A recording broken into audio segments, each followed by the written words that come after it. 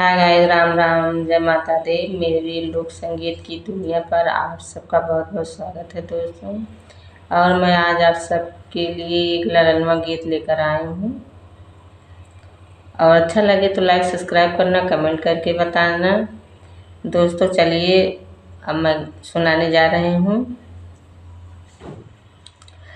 आँखें तोहरा दुल्हे हो अमवा कई फकिया रे अमवा कई फकिया रे नेकुरा सुगनमा कई ठोढ़रे ललनवा रे नेकुरा सुगनमा कई ठोढ़रे ललनवा।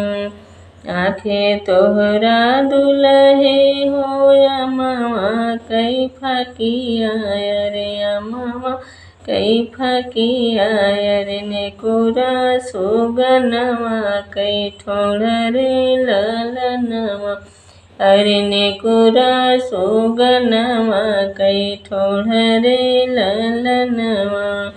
मोह तोहरा दुल्हे हो काटल अमवा रे काटल अमवा रे पेट जैसे पुरैन पातरे ललनवा अरे पेट जैसे पुरैन पातरे ललनवा।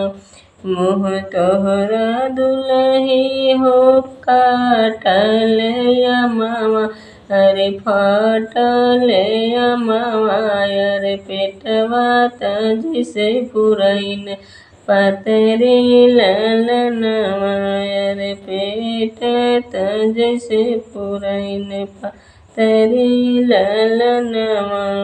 दतवात हुए दुल्हे नरवा कई दनवा नरवा कई दनवा अरे होठ तोहरा जैसे कलम के पन रे ललनवा।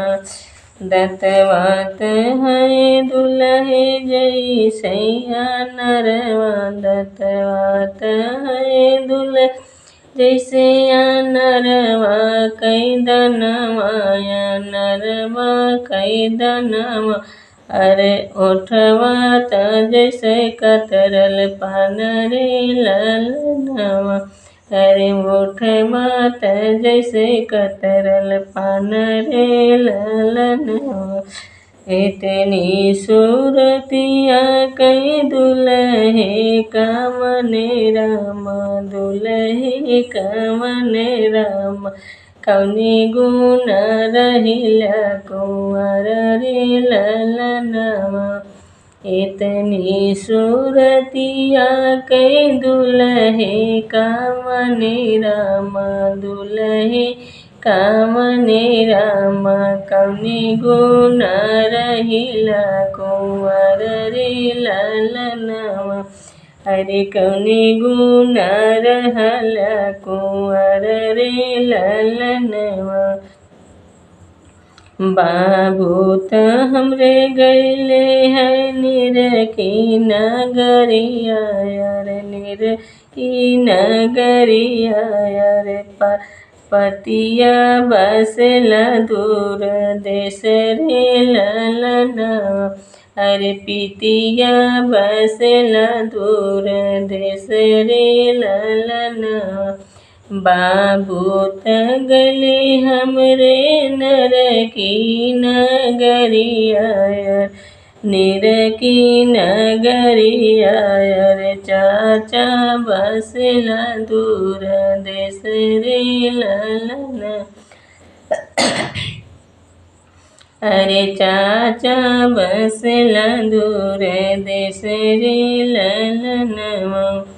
भैया त हमरे गैले है बहरे मुलुकवा रे बहरे मुलुकवा रे भई अरे यही गुना रहिले कुंवर रे ललनवा अरे यही गुना रहिले कुंवर रे ललनवा। भैया त गए हमरे बहर मुलुकवा रे बहर मुलुकवा रे ही गुना रहिले कुंवर रे ललनवा। तब रही रे भैया त गले हमरे बहरे मुलुकवा रे मुलुकवा रे गुण रहिले कुंवर रे ललनवा। बाबू त हमरा छोड़िए नर की लगनिया रे पितिया ते छोड़े दूर देश रे ललनवा। अरे पितिया जे छोड़े दूर देश रे ललनवा। भैया ते हमरा छोड़े बहरा मुलुकवा रे बहरा मुलुक। अरे तब हमरा रचला बियाह रे ललनवा। अरे तब हमरा रचला बियाह रे ललनवा।